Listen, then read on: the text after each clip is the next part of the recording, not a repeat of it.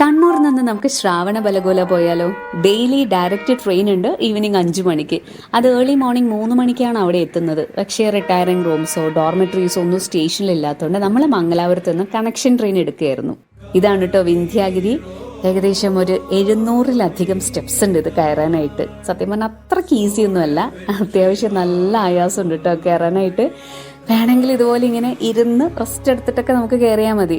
ഈ കാണുന്നത് സിറ്റിയുടെ നടുക്കുള്ള ഒരു കുളമാണ്. ബലഗോല എന്ന് പറഞ്ഞു കഴിഞ്ഞാൽ വെളുത്ത കുളം തന്നെയാണ് കേട്ടോ അർത്ഥം. അങ്ങനെ ആയിരിക്കും ചിലപ്പോൾ ഈ ഒരു സ്ഥലത്തിന് ശ്രാവണ ബലഗോല എന്ന പേര് വന്നത്, അതായത് ശ്രാവണന്റെ വെളുത്ത കുളം.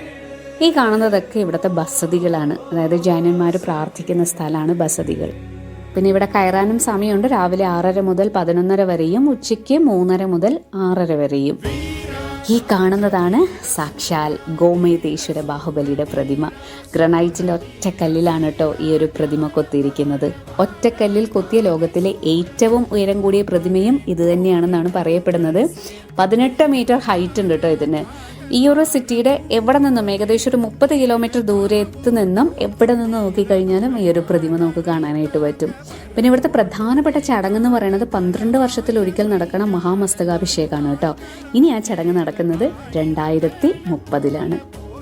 അപ്പോൾ ഈ ഒരു വെക്കേഷന് നമുക്ക് മിസ് ചെയ്യാൻ പാടില്ലാത്തൊരു സ്ഥലമാണ് ശ്രാവണബലഗോല.